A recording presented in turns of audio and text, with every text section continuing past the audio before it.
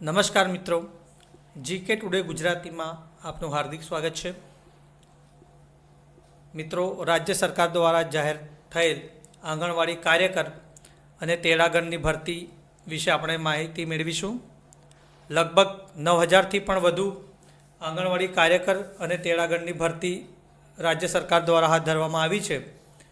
તો એ માટેનું ફોર્મ તમે ક્યાંથી ભરી શકો છો? તમારા જિલ્લામાં, ગામમાં કે તાલુકામાં કેટલી જગ્યાઓ ખાલી છે તે વિશે તમે ક્યાંથી માહિતી મેળવી શકો છો? એ માહિતી આજે આપણે આ વિડીયોમાં મેળવીશું. તો મિત્રો, ચાલો આપણે ઓનલાઈન ભરતી કઈ રીતના થાય છે એના વિશે થોડી માહિતી મેળવી લઈએ. તો મિત્રો, હવે આપણે ગૂગલમાં જઈને EHRMS, તો મિત્રો તમે ગૂગલમાં જઈને EHRMS ટાઈપ કરી શકો છો. એન્ટર કરીએ. જેવું આપણે એન્ટર કરીએ છીએ તો પહેલી જ લિંક EHRMS તમારે અહીંયા ક્લિક કરવાનું છે. મિત્રો, આ રીતના એક વિન્ડો ઓપન થશે. તમે જોઈ શકો છો EHRMS ગુજરાત, આ સરકારની ઓફિશિયલ વેબસાઇટ છે. ત્યારબાદ આપણે રિક્રુટમેન્ટ પર જવાનું છે. રિક્રુટમેન્ટ પર ક્લિક કર્યા પછી આટલા ઓપ્શન આવે છે, જેમાં તમે એપ્લાય પર જઈને એપ્લાય કરી શકો છો અને કાર્યકર તેમજ તેડાગર વિશેની માહિતી મેળવી શકો છો. તો મિત્રો, આપણે એપ્લાય પર ક્લિક કરીએ.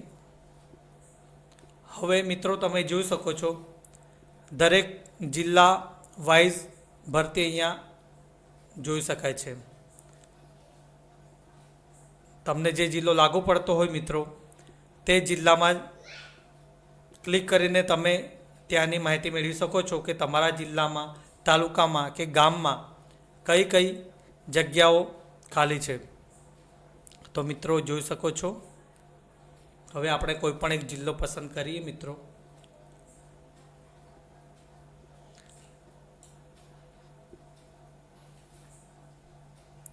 માની લો આપણે સુરત જિલ્લો પસંદ કર્યો. મિત્રો,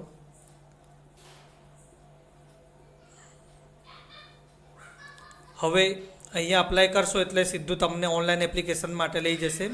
અહીંયા PDF જે જિલ્લાની જાહેરાત છે તે માહિતી આપી છે. અહીંયા વ્યૂ અને આ ડિટેલ. આપણે સૌપ્રથમ ડિટેલ જોઈ લઈએ. મિત્રો, તો સુરત જિલ્લામાં આંગણવાડી કાર્યકરની 134 જગ્યા છે અને હેલ્પરની 127.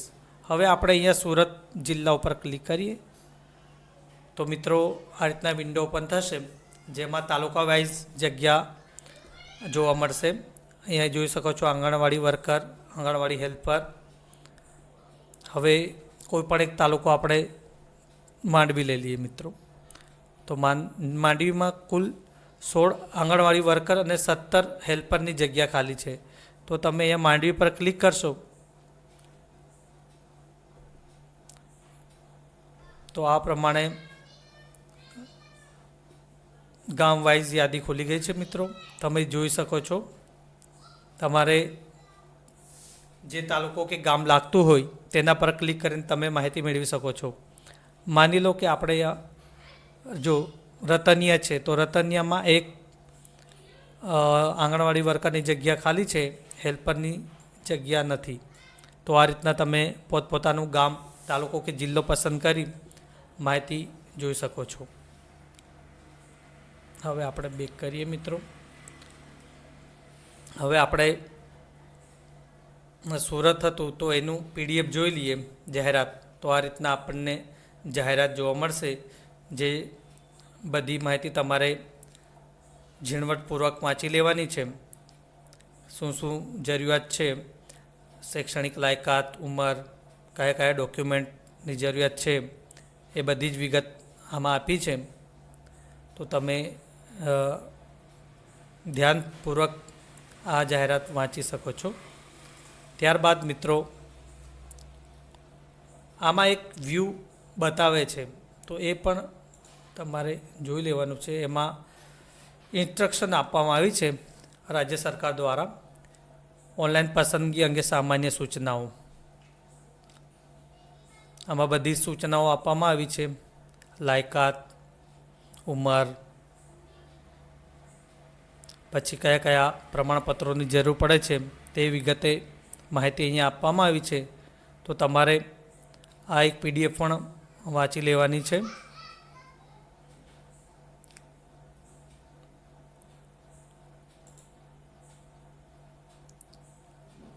અને સામે સ્વઘોષણા પત્રક જે તમારે ઓનલાઈન એપ્લિકેશન સાથે આપવાનું થાય છે.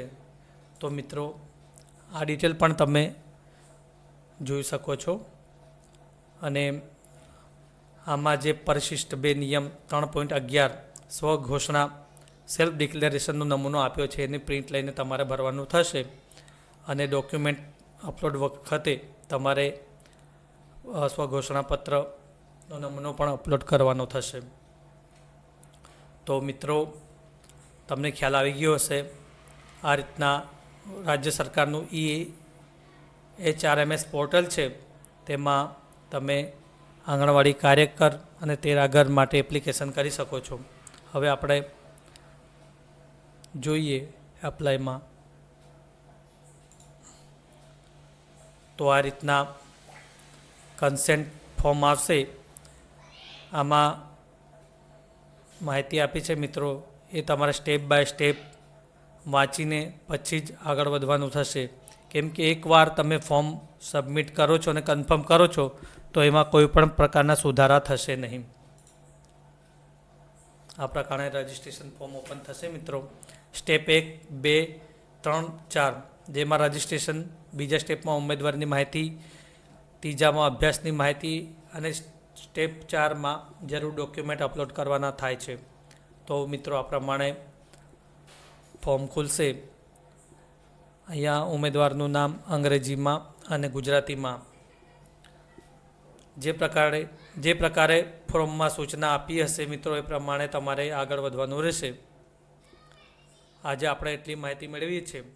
નેક્સ્ટ વિડીયોમાં આપણે કઈ રીતના ફોર્મ ભરાય એ સ્ટેપ બાય સ્ટેપ માહિતી મેળવીશું. તો આજના વિડીયોમાં આટલું જ. આભાર.